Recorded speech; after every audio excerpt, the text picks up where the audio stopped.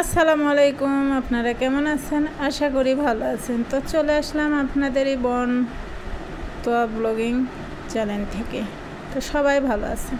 তো আজকে কোনো রেসিপি নিয়ে আসিনি, আজকে নিয়ে আসছি আপনাদের সাথে কিছু কথা বলবো, কিছু কথা শেয়ার করব, এই জন্য এসেছি। যদি কথাগুলো ভালো লাগে অবশ্যই আমাকে কমেন্ট করে জানাবেন আর শেয়ার করে আর দর্শকদেরকে শোনার সুযোগ করে দেবেন। তো ছেলেদের উদ্দেশ্যে বলছি, আপনারা যখন একটা মেয়েকে বিয়ে করে নিয়ে আসবেন, কখনো সেই মেয়েটাকে অবহেলা করবেন না। আর সেই মেয়েটাকে অবহেলা করা মানে পুরো সমাজটাকে নষ্ট করা।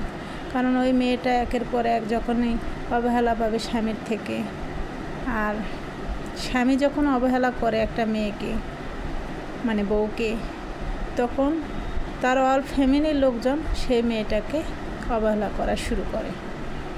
যেমন শাশুড়ি, ননদ, শ্বশুর, দেবর, যা, পাড়া প্রতিবেশী সবাই অবহেলা শুরু করে। তখন এই মেয়েটা কোথায় যায় দাঁড়াবে বলেন? না পায় স্বামীর কাছে আশ্রয়, ভালোবাসা, না পায় তার ফ্যামিলিতে আশ্রয়, ভালোবাসা। আর আমরা বাঙালি মেয়ে, আমরা যখন বাবার বাড়ি থেকে চলে আসি বিয়ে হয়ে, বিয়ে দিয়ে বাবা মা যখন পর করে দেয়, তখন কিন্তু ওই মেয়েটার খোঁজ খবর খুব কমই নেই। ভাবে যে মাথা থেকে একটা বোঝা নামিয়ে দিয়েছি, সরিয়ে দিয়েছি। তো পরক্ষণে যদি আমরা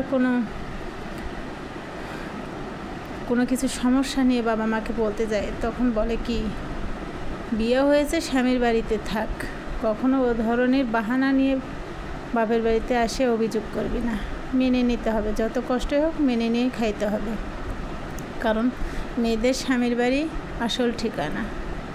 ওগুলো কথা কখনো মেয়েদের মুখে মানায় না, যেমনই হোক করে খেতে হবে। তো এইভাবে যখন মেয়েটা সেখান থেকে হোঁচট খেয়ে চলে আসে আবার ব্যাক করে শ্বশুরবাড়িতে, তো শ্বশুরবাড়ির লোকজন তো ভয়ানক হয়। তখন সেখানে বারবার হোঁচট খেতে খেতে বারবার অবহেলিত জড়িত হয়ে সেই মেয়েটা আস্তে আস্তে হয়তো দেখবেন কোনো সুসাইড করার ডিসিশন মানে সিদ্ধান্ত নিয়ে ফেলে, আর না হলে কোনো পরকীয়া করার সিদ্ধান্ত নিয়ে ফেলে। আর সেই পরকীয়া করার জন্য যখনই কোনো দ্বিতীয় কোনো কিংবা তৃতীয় কোনো লোকজনের সাথে শেয়ার করতে যায়, তখনই সে মেয়েটা সেই পথে আটকে যায়। যখনই আটকে যায় তখনই তো সে মেয়েটার জীবনে ঝড় নেমে চলে আসে। তো সেখানেও কি আদৌ সেই মেয়েটা ভালো থাকবে নাকি সেটা পরের কথা।